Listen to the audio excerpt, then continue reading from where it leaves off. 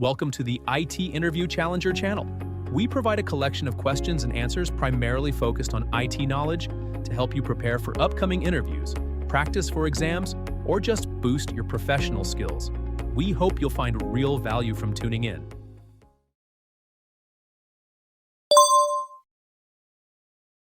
How would you ensure that objects in two Amazon S3 buckets across different AWS regions remain synchronized with the least operational overhead? I would create an S3 multi-region access point and change the application to reference it.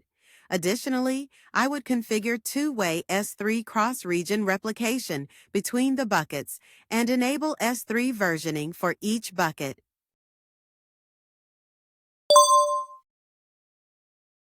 What steps would you take to migrate an IoT platform to AWS while reducing operational overhead? I would configure the IoT devices to publish to AWS IoT Core, write the metadata to Amazon Document DB for MongoDB compatibility, and use AWS step functions with AWS Lambda to prepare the reports and store them in Amazon S3, utilizing CloudFront to serve the reports.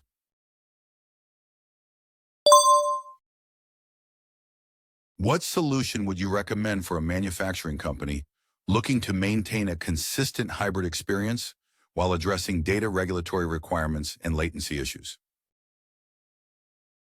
I would recommend installing AWS Outposts for applications with strict data regulatory requirements or latency needs, and using AWS Snowball Edge Compute optimized devices to host workloads in factory sites.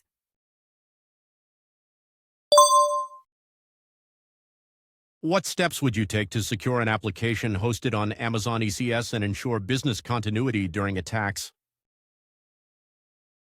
I would create an Amazon CloudFront distribution with the application load balancer as the origin and add a custom header with a random value. Then I would configure the ALB to conditionally forward traffic based on that header. Additionally, I would deploy an AWS WF Web ACL that includes a suitable rule group and associate it with the CloudFront distribution.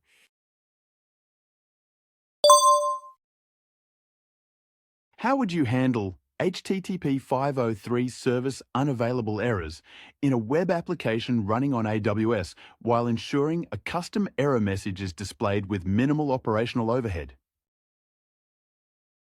I would create a CloudFront origin group with two origins. The ALB would be the primary origin, and an S3 bucket configured to host a static website would be the secondary origin. I would set up origin failover for the CloudFront distribution and update the S3 static website to include the custom error page.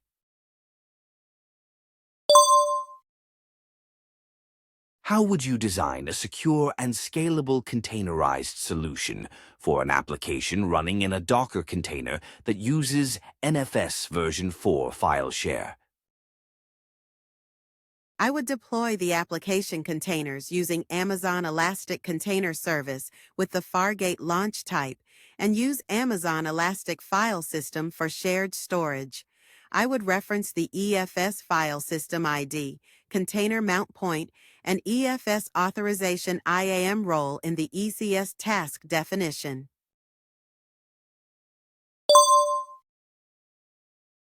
How would you deploy application updates in AWS while ensuring that only 10% of customers receive the new logic during a testing window?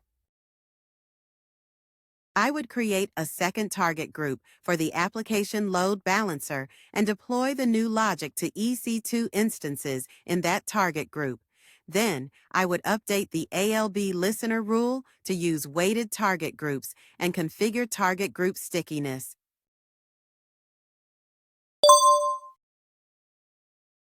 How would you improve the performance of an Amazon FSx for Windows File Server file system that is currently using HDD storage and has a throughput of 16 Mbps? I would use AWS Backup to create a point-in-time backup of the file system. Then, I would restore it to a new FSx for Windows File Server file system, selecting SSD as the storage type and 32 Mbps as the throughput capacity. After the backup and restore process, I would adjust the DNS alias and delete the original file system.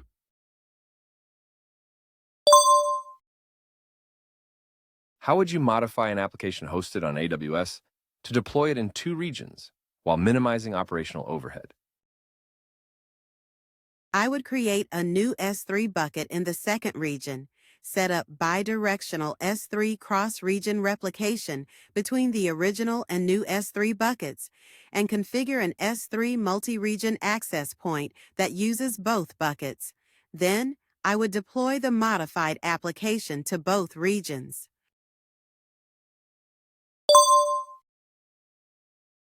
What migration strategy would you recommend for an online gaming platform that requires high-performance computing on AWS?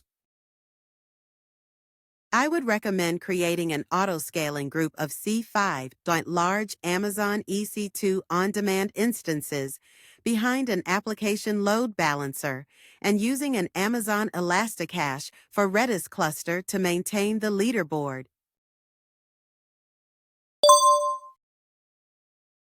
What steps would you take to design an application for timesheet entries that meets high availability and scalability requirements? I would deploy the application in a container using Amazon Elastic Container Service with load balancing across multiple availability zones. I would also use scheduled service auto-scaling to add capacity before the high volume of submissions on Fridays.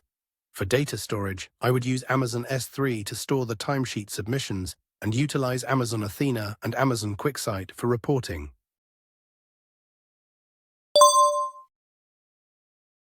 What steps would you take to log activities in an Amazon S3 bucket, while also ensuring notifications for deletion attempts? I would configure AWS CloudTrail to log S3 data events, set up Amazon S3 to send object deletion events to an Event Bridge event bus that publishes to an SNS topic, and create a new S3 bucket to store the logs with an S3 lifecycle policy.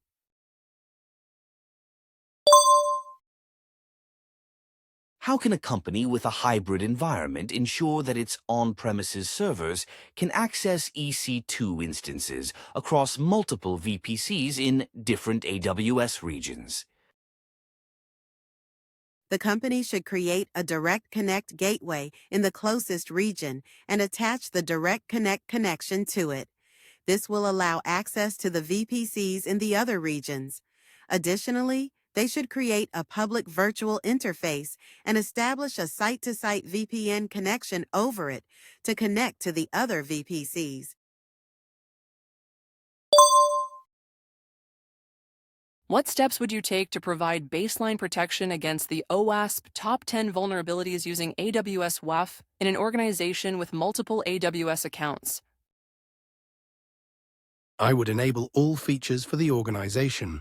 Use AWS Firewall Manager to deploy AWS WAF rules across all accounts for all CloudFront distributions, and utilize AWS Security Hub to manage these rules.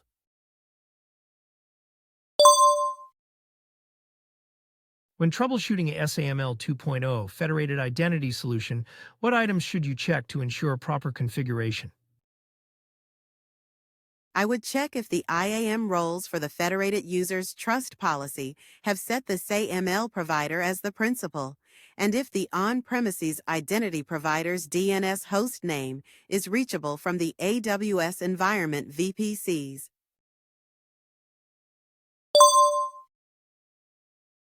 How would you improve an application using Amazon Aurora MySQL that is facing overloaded connections? I would deploy an Amazon RDS proxy layer in front of the DB instance and store the connection credentials as a secret in AWS Secrets Manager.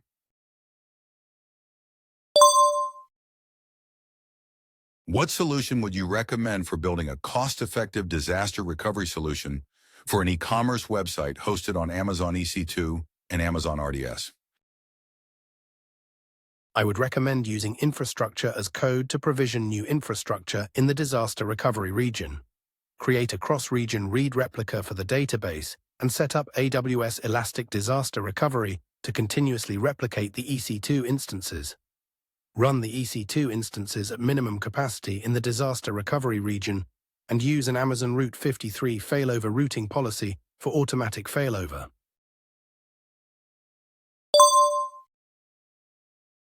How would you migrate a 60 TB on-premises MySQL database to Amazon Aurora MySQL more quickly, given limited internet bandwidth?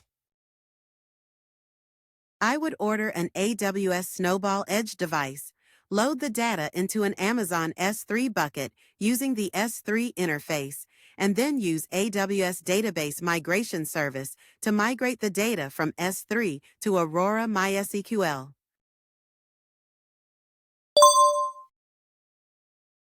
How would you ensure backups for an application running on Amazon EC2 instances in a different AWS region? I would use AWS Backup to create a scheduled daily backup plan for the EC2 instances and configure it to copy the backups to a vault in the secondary region. In case of a failure, I would launch the CloudFormation template and restore the instance volumes and configurations from the backup vault.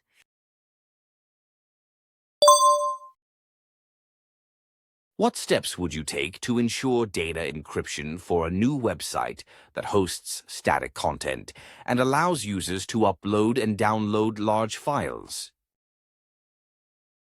I would turn on S3 server-side encryption for the S3 bucket, create a bucket policy that denies any unencrypted operations, and configure CloudFront to redirect HTTP requests to HTTPS.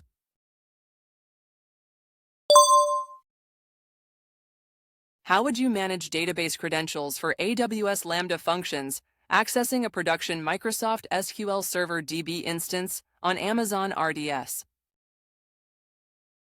I would store the database credentials in AWS Secrets Manager, associating them with an AWS Key Management Service customer managed key. Then, I would attach a role to each Lambda function to provide access to the secret and ensure that only the IT security team can access both the secret and the key.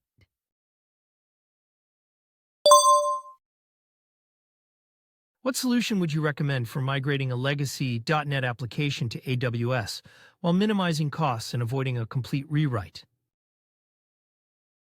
I would recommend deploying Amazon EC2 instances in an auto-scaling group behind an application load balancer for both the web and application tiers, and using Amazon Aurora PostgreSQL with Babelfish to re-platform the SQL Server database.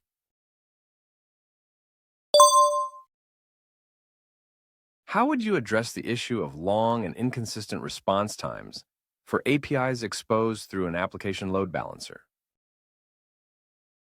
I would add an accelerator in AWS Global Accelerator and configure the ALB as the origin.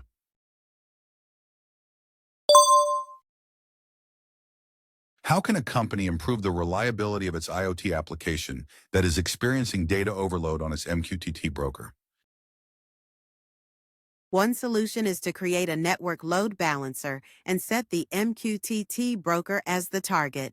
Then, create an AWS Global Accelerator and set the NLB as the endpoint. Lastly, update the DNS record in Route 53 to a multi-value answer record, pointing to the Global Accelerator IP addresses.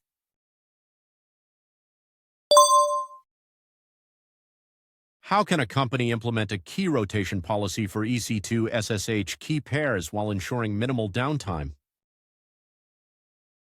The company can store all the keys in AWS Secrets Manager, set a rotation schedule to invoke an AWS Lambda function that generates new key pairs, replace the public keys on the EC2 instances, and update the private keys in Secrets Manager.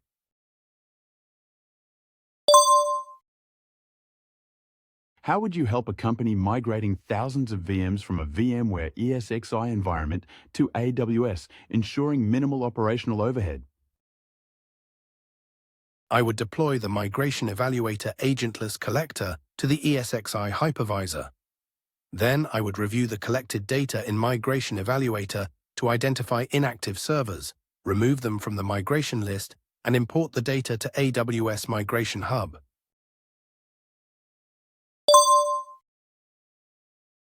How would you protect an on-premises SQL database from crashes when using an AWS Lambda function? I would write the data to an Amazon Simple Notification Service topic. Then, I would invoke the Lambda function to write to the database when the topic receives new messages, and I'd configure the provisioned concurrency for the Lambda function to match the number of connections that the database supports.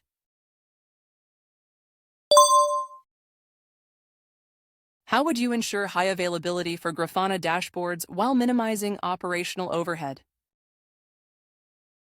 I would create an Amazon-managed Grafana workspace, configure a new Amazon CloudWatch data source, export the dashboards from the existing instance, and then import them into the new workspace.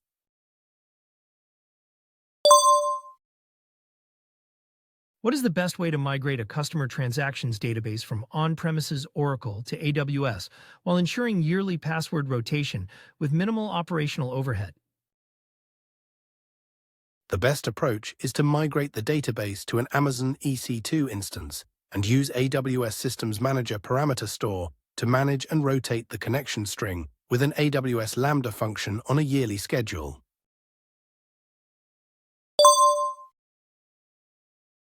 How would you design an AWS account structure for a company with multiple teams that need a VPC connected to their on-premises network?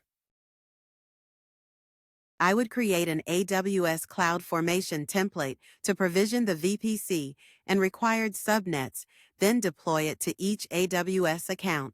Additionally, I would use AWS Site-to-Site VPN for connectivity to the on-premises network.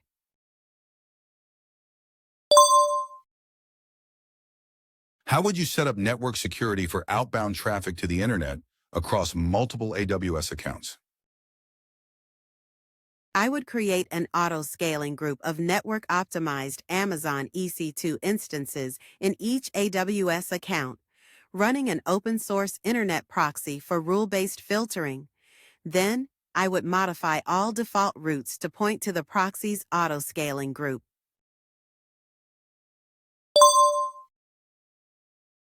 How would you re-architect a solution to enhance security for a company's load balancer and EC2 instances?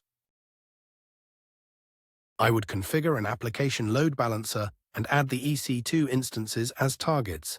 Then I would create a web ACL in WAF and enable logging with Amazon CloudWatch logs. Finally, I would use an AWS Lambda function to push the logs to a third-party auditing application.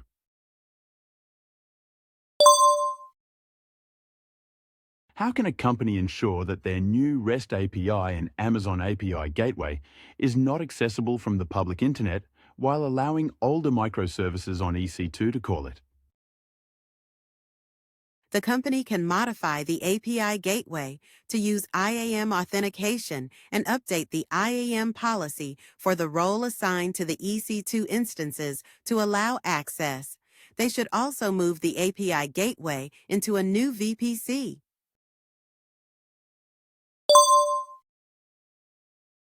How would you track changes made by engineers to EC2 security group configurations in an AWS environment? I would enable AWS CloudTrail to capture changes to the EC2 security groups and set up Amazon CloudWatch rules to send alerts for any non-compliant security settings.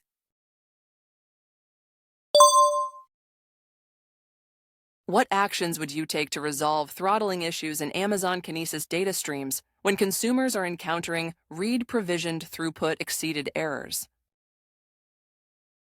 I would reshard the stream to increase the number of shards, use consumers with the enhanced fan-out feature, and implement an error retry with an exponential back-off mechanism in the consumer logic.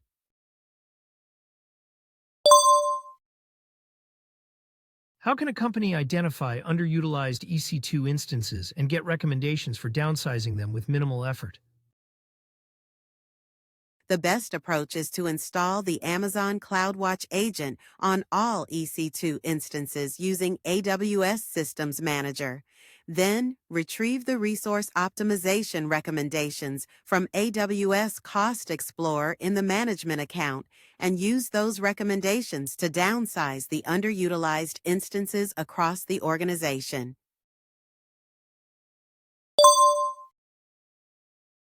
How can a company ensure that network routes are updated when an instance in an auto-scaling group is replaced?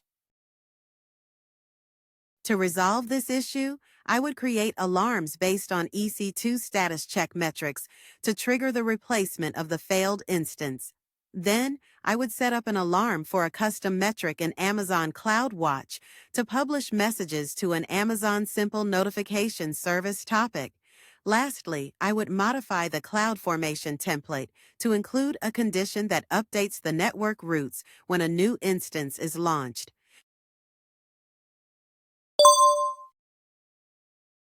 How would you implement updates to a microservices-based video application using blue-green deployments on AWS? I would configure the ECS services to use the blue-green deployment type and a network load balancer, and request increases to the service quota for tasks per service to meet the demand.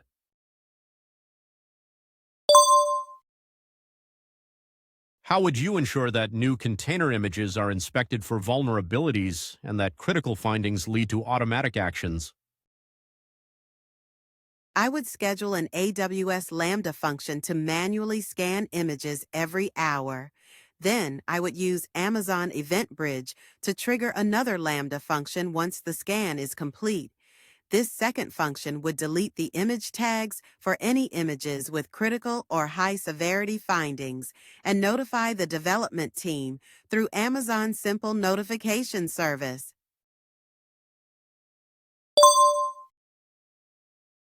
How can a company optimize its compute costs on AWS over the next 3 years? The best approach would be to purchase a compute savings plan for the organization from the management account, based on recommendations at that level.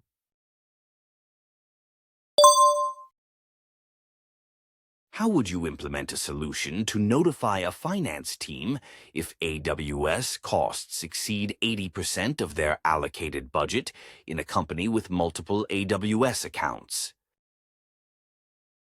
I would use AWS budgets in the organization's management account to create a daily budget. I would set an alert threshold at 80% and use Amazon Simple Notification Service to notify the finance team.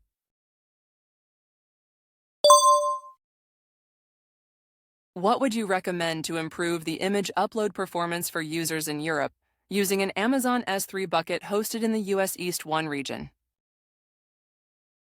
I would configure the buckets to use S3 transfer acceleration.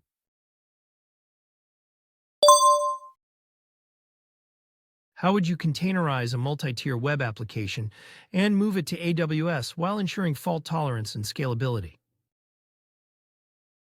I would run the application on Amazon Elastic Container Service on Amazon EC2, use Amazon Elasticache for Redis to cache front-end web server session data, and utilize Amazon Elastic Block Store with multi-attach across multiple availability zones.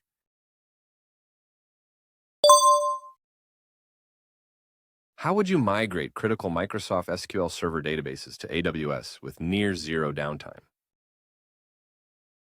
I would use native database high availability tools to connect the source system to an Amazon RDS for Microsoft SQL Server instance. Then I would configure replication.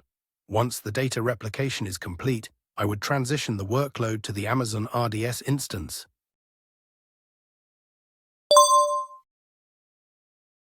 What guidelines would you recommend to minimize data transfer charges in a multi-application environment on AWS?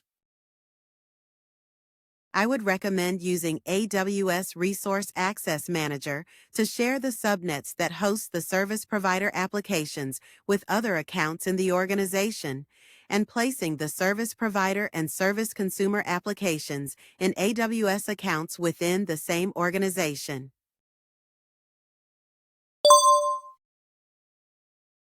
How would you move nightly database exports from an on-premises Microsoft SQL Server database to Amazon S3 in a cost-effective way? I would create a new S3 bucket and deploy an AWS Storage Gateway file gateway within the VPC connected to the Direct Connect. Then I would create an SMB file share to write the nightly database exports.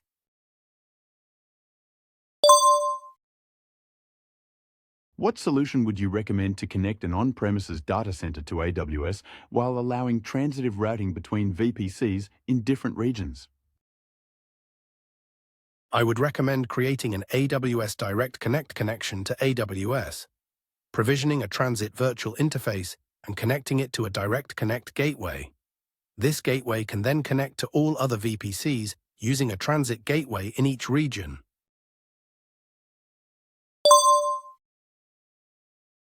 How would you create an IAM user that can manage resources in both development and production accounts within AWS organizations? I would create an IAM user in the management account. Then, in the member accounts, I would create cross-account roles with least privilege access and grant the IAM user access to those roles using a trust policy.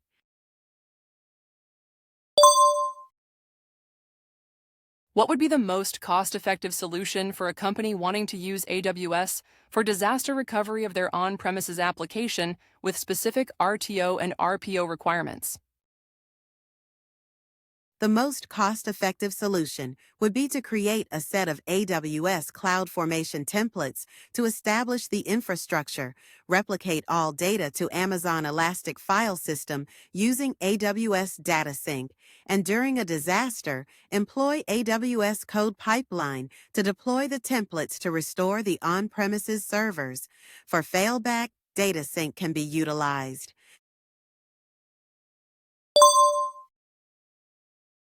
What design choices would you recommend to improve the performance of a high-performance computing cluster in AWS when scaling from 100 to 1,000 EC2 instances?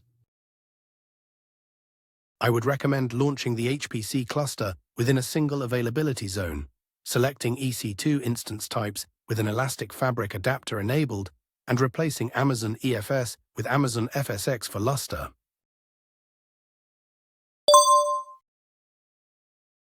How can a company standardize the process of applying tags across its AWS organization structure? The company can use a service control policy to allow the creation of resources only when they have the required tags.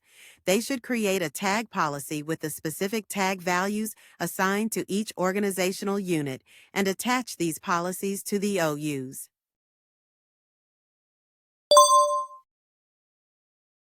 What would be your approach to redesigning a system that uses Apache Kafka and ensures high availability and scalability on AWS?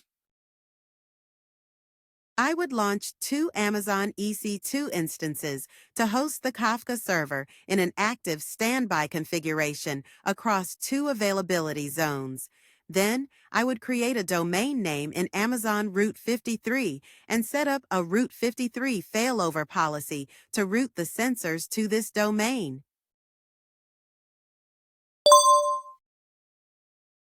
What steps would you take to set up a backup solution on AWS that meets specific regulatory and business requirements?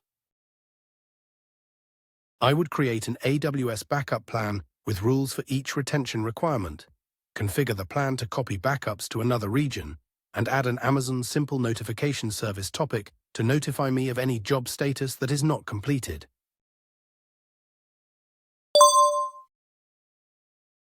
What strategy would you recommend for developing a gene reporting device that processes genomic data in near real time? I would recommend using Amazon Kinesis data streams to collect the sensor data, analyze it with Kinesis clients, and save the results to an Amazon Redshift cluster using Amazon EMR.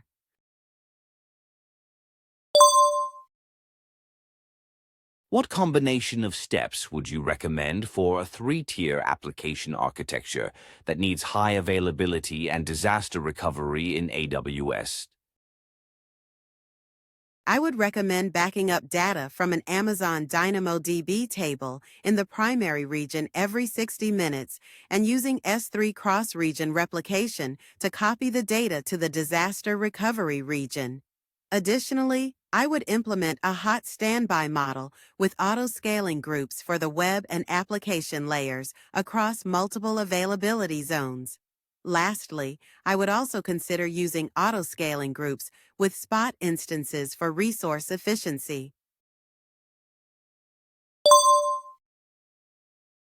How would you modernize a vehicle data collection system that is struggling with scaling challenges?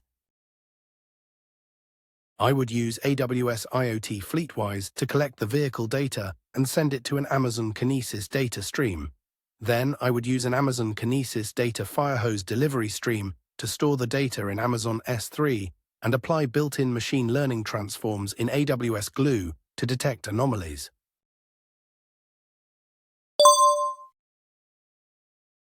How would you address the issue of IAM user secret access keys being committed to an AWS code commit repository?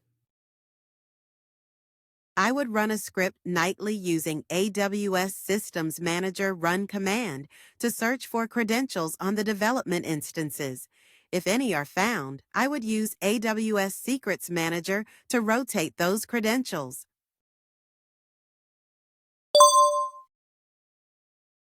How would you implement access to a data lake in Amazon S3 for applications across multiple AWS accounts while ensuring security and minimal permissions? I would create an interface endpoint for Amazon S3 in each application's VPC and configure the endpoint policy to allow access to an S3 access point. Additionally, I would create an S3 access point for each application in each AWS account, attaching them to the S3 bucket and ensuring they are accessible only from the application's VPC.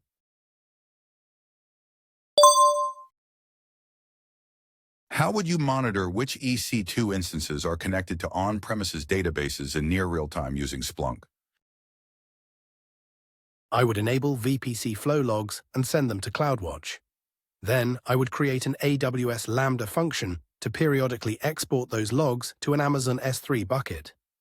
After that, I'd generate AWS credentials and configure Splunk to pull the logs from the S3 bucket using those credentials.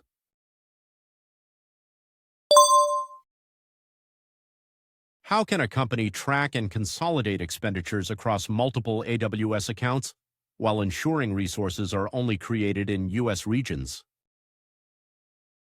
First, create a management account and an Amazon S3 bucket for the finance team to store AWS cost and usage reports. Then, create an organizational unit that includes all development teams and establish a service control policy that allows resource creation only in U.S. regions. Lastly, create an IAM role in each account for the finance team to access the billing and cost management console. Thanks for joining us.